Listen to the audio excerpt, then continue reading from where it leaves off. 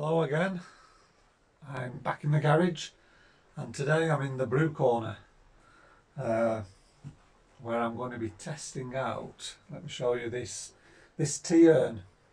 If you remember, I showed it you a couple of videos ago.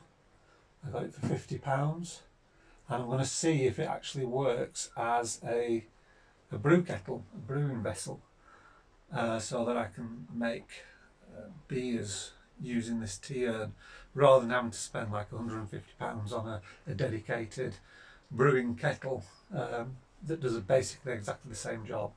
So I'm going to put it through its paces today, this afternoon. It's a terrible afternoon, it's raining, it's overcast, and it's going to be like that for the rest of the day and all tomorrow as well. So there's nothing much else I can do. I thought I'll make a beer, I'll test this urn, and I'll make a video of it at the same time.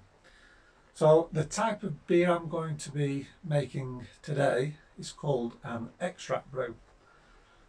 When people first start out home brewing, they usually use tins. They call them kits because everything's been done for you. It's an extract, a liquid extract, but everything's been done. The hops have been added, the flavour's been added, and all you have to do is add a kilogram of extra fermentables, which is usually sugar. So it's called a kit and a kilo. The other end of the spectrum is you make a beer like a brewery does. You actually get the grains and you process those grains, and then you add the hops to that and you make a beer. The problem with that, and I've done it, is it takes about 5 hours. So it's pretty much a whole day. The in between those two extremes, you've got what's called extract brewing, which takes about 2 hours. So it's not too bad. The kit will take about 20 minutes, half an hour to throw together. The all grain brewing method will take about 5 hours. The extract brewing gives you much more creativity than a kit, but it only takes 2 hours. And that's because one of the biggest parts of all grain brewing, which is where you steep your grains and you process your grains, all that work's been done for you because you use what's called an extract. So somebody else has already processed the grains and they've put them in a powder, and all you do is dissolve this powder, this powdered grain, into hot water. And that becomes what's called a wort, or an unfermented beer. And then to add, what you do is you add all your hops to this. So it's a much quicker process. You've just got to add your hops, boil them for an hour, add a few more hops later on as well for flavour and aroma, and pretty much your brew day's done. So it's much quicker than if you had to process the grains yourself, because that's adding on another 1 hour, 1.5 hours, etc. So it's a nice little halfway stage between the kit and doing the whole brewery all grain method. And I'm just going to see today if this little 50 quid urn is up to the job. I'm sure it is, because all you have to do is boil, but it's whether it will maintain a boil for 1 hour. A lot of these urns will switch off. As soon as it gets to boiling point, it'll switch off. And it won't switch on again until it gets to about 90 degrees, and then it switches up, switches on and starts to heat up again to get to that boil, and then it'll cut off. What you need when you're brewing is a consistent boil for 1 hour. Now it says on the thermostat it goes up to 110 degrees, which indicates it will maintain a boil. But time will tell, and that's what I'm going to test. This could be an absolute complete failure, but I've already had a trial run with the temperature, and it does seem to be a long way off. So I'm just going to have to keep monitoring the temperatures. But fortunately, it was off in the wrong direction. So when it was saying 50, it was actually, or 45, it was actually up to 65. So by that logic, when it's 85, it should be over the boiling point mark. I'm just going to have to practice and play with it. But I'll keep you updated throughout this afternoon, and I'll let you know how it goes on, show you each stage. Okay, I'll catch you in a little bit. Okay, the next stage in the process is I've got these two grains steeping in a big bowl underneath a big blanket, because you have to keep the temperature at around about 65 degrees for half an hour. So I have it in a big bowl with a lid on, and they're under a blanket, they're steeping. That's the only steep that you have to do in this extract brewing. Just half an hour. There's 113 grams of this and 113 grams of this one. This is the what's it called, the German dark Munich malt, and this is a light German crystal malt, and it's just 113 grams of both in a bowl with a lid on, and you just leave it for half an hour and trying to keep 65 degrees. Over here I've got my hops ready, weighed out.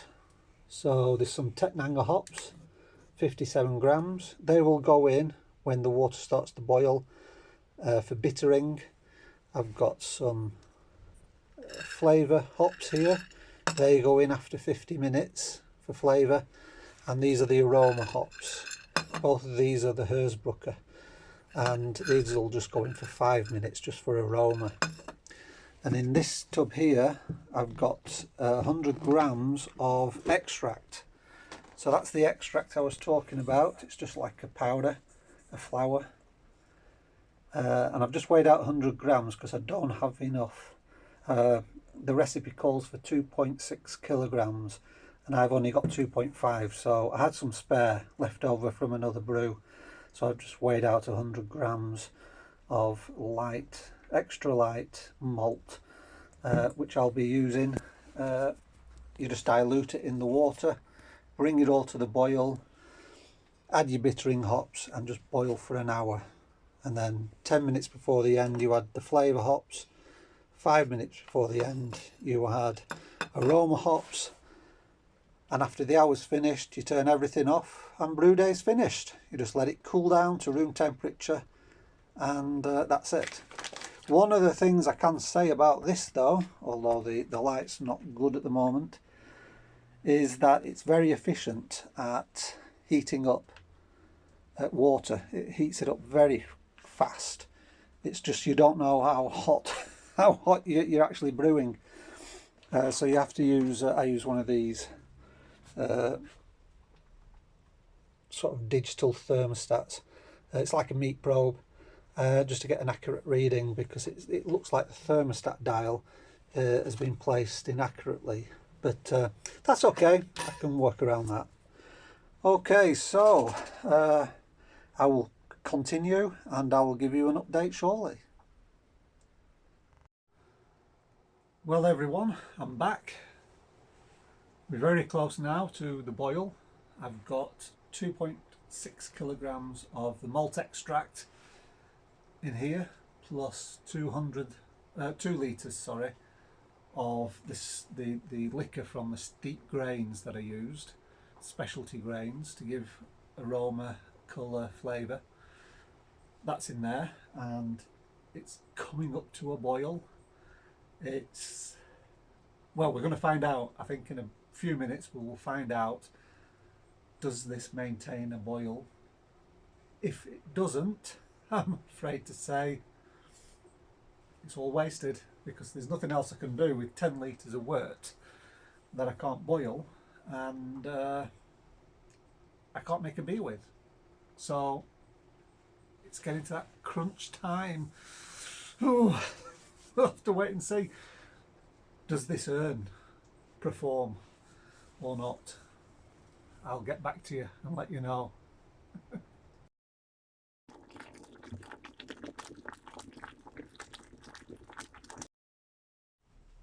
Well, I'm pleased to say it's boiling and it's maintained a boil. I'm just going to have to be careful because you can get boil overs. But no, I think I'm safe. and it's maintaining a rolling boil, and that's exactly what you want when you're brewing. So I keep it on the highest setting, it will boil and it will maintain that boil for 1 hour. So it's time to throw in the first lot of hops, which I've put in this bag, so it makes cleaning up a little bit more convenient, because these will just turn to mush. Okay, in they go. Oh, that's it. Start the clock. We're making beer. See you in a bit. Well, my brew day is over, and this place is like a sauna now. I was really happy with this. It maintained that boil for an hour, or rather 55 minutes, because I noticed as I was about to put in my last hop for the last 5 minutes, it cut off. It stopped boiling, and it was doing so well, and it just stopped boiling. So I put the last hops in.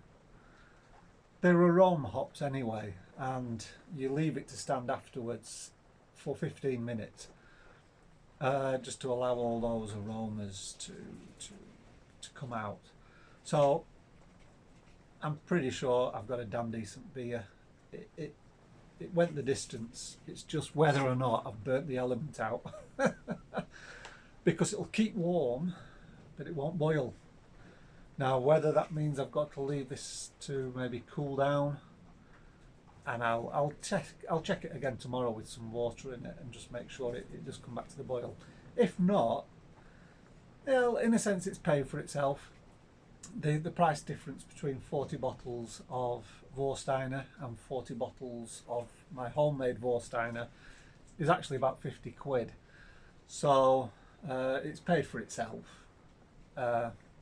It's just whether or not because of that 1 hour boil, it's just blown the element out. I'm not too sure, but I'll have to see tomorrow, see if I can boil some water. But at least it made it through the beer. But if it has blown, then I don't think I'll be buying another, because I might as well just go and buy 40 bottles of Warsteiner. It comes to about the same price. I'm not saving anything. If it does boil tomorrow, if it does boil some water, then I'll just have to take note, and when it gets to about 45 minutes, I'll probably just have to crank the dial back a little bit, but still try and keep that boil, maybe just to simmer for the last 45 minutes. So we'll have to see. But it performed well up until that point. I must say. Just see if it still works after it's cooled down a bit. So a successful brew day. I don't know how successful it was for this. It might have seen its last days, the poor thing. But just only time will tell, and I'll try tomorrow. But hope you found this enjoyable. Thanks for watching. And I'm about now, I've got my fermenter already sterilised. That's ready to take this liquid in about 15 minutes when it's cooled a little. There's 10 litres in here, or there'll just be a little bit less, maybe about 8 litres now. I will then take that indoors. I will fill it up to about the 20 litre mark, and then when it's at 20 degrees C, 19 to 20 degrees C, which is our ambient room temperature, I'll pitch the yeast. And this is a lager yeast. It's a Saf Lager 3470, but it's a special lager yeast. It ferments at high temperatures. Lager usually likes to be around about the 11-12 degree fermentation temperature, but this one will ferment at room temperature whilst keeping all that nice crisp lager profile. So I'll be pitching this probably in a few hours, about the time when my biltong's ready, and then you leave it for 2 weeks to ferment, and I'll bottle, leave for another 2 weeks, and then I'll try one on camera, so watch out for that. Okay, thanks for watching. I'm going to finish up in here now. Pray it boils tomorrow so I can get another brew out of it. But we'll have to wait and see. I'll update you in the next video. Thanks for watching. Bye bye for now.